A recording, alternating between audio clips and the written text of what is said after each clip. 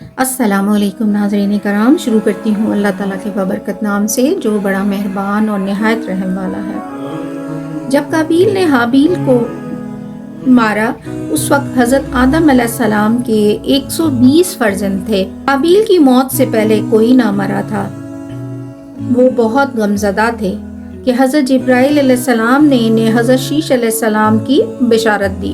حضرت شیش سے قبل جتنے بھی حضرت آدم علیہ السلام کی اولاد ہوئی وہ جفت تھی، صرف حضرت شیش علیہ السلام اکیلے پیدا ہوئے، نہایت خوبصورت اور والد کے چہیتے تھے۔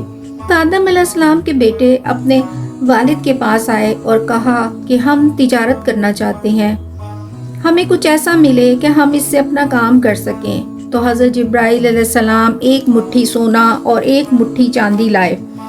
حضرت آدم علیہ السلام نے کہا کہ اس سے میرے فرزندوں کا کیا بنے گا؟